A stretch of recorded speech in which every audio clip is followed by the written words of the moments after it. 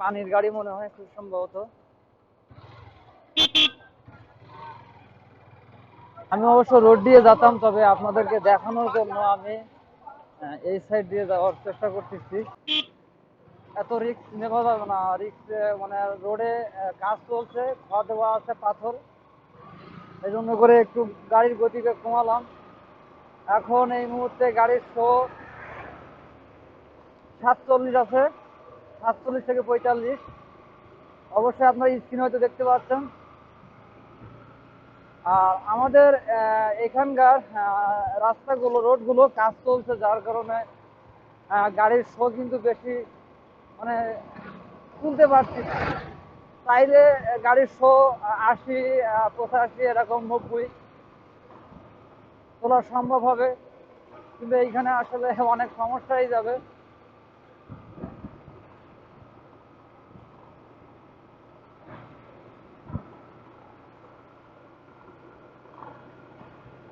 আস্তে আস্তে একটু বাড়ানোর চেষ্টা করতেছি।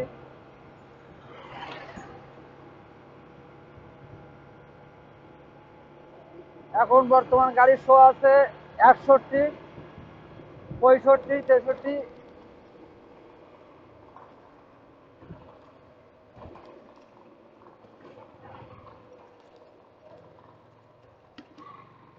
অসাধারণ! মানে এই সাইড দিয়ে কাজ চলছে, এখানে একটা ব্রিজ তৈরি হচ্ছে, ছোট কালভার্ট, যার কারণে রাস্তাটা এই সাইড দিয়ে এটা পথ করে দিতে যাওয়ার।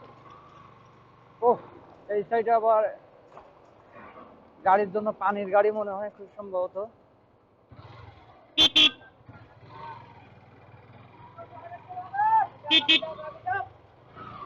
আস্তে।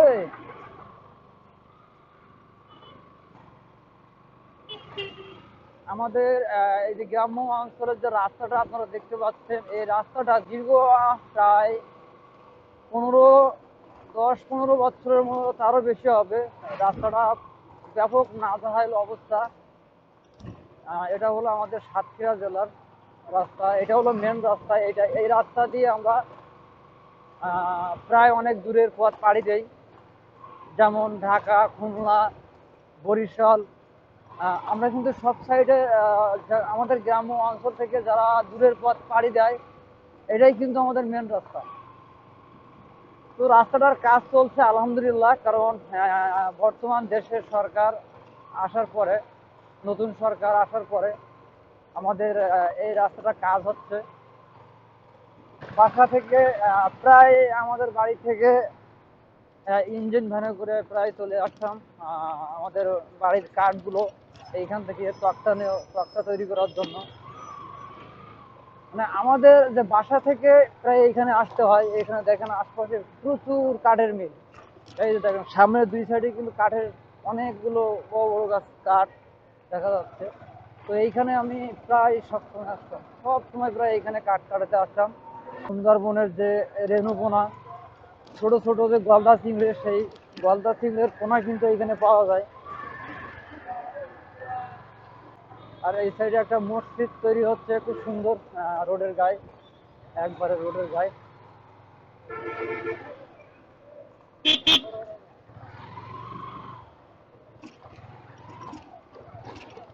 দেখেন আমাদের এখানে তেলের কি পরিমাণ সংকট।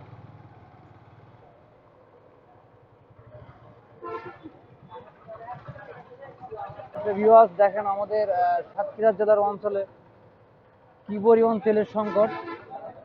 অনেকগুলো বাইক কিন্তু এখানে আছে, আপনারা দেখতে পাচ্ছেন এখানে কোনো তেল নাই।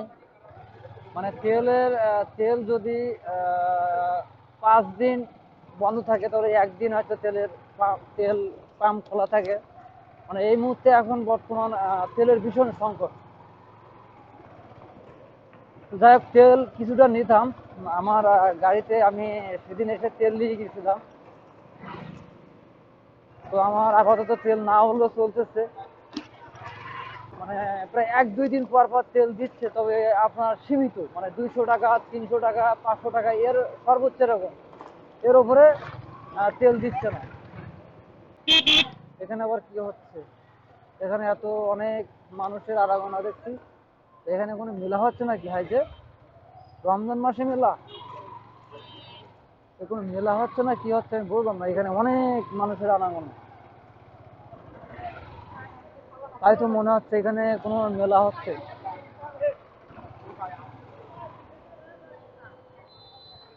দেখি এখান থেকে একটু পাশ দিয়ে আসি। আমি অবশ্য রোড দিয়ে যেতাম, তবে আপনাদেরকে দেখানোর জন্য আমি এই সাইড দিয়ে যাওয়ার চেষ্টা করতেছি। ও, এইখানে আসলে আমাদের যে হিন্দু ভাইদের তাদের ধর্মীয় কিছু হচ্ছে। এখানে তো আমি সবই তো আপনাদের মানে হিন্দু ধর্মীয় মানুষ দেখতে পাচ্ছি। এখানে তাদের ধর্মীয় কিছু একটা হচ্ছে। এটা দেখেন আপনারা, এখানে সব দাদারা, দিদিরা, বৌদিরা সব কিন্তু এখানে আছে। হ্যাঁ,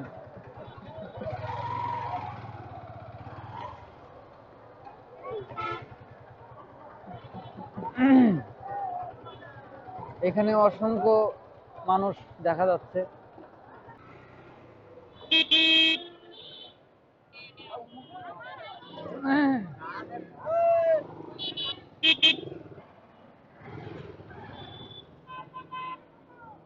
রাস্তার হাল কি একটা অবস্থা! উড়ে ধুলা, ওরে ধুলা রাস্তায়, এত ধুলা!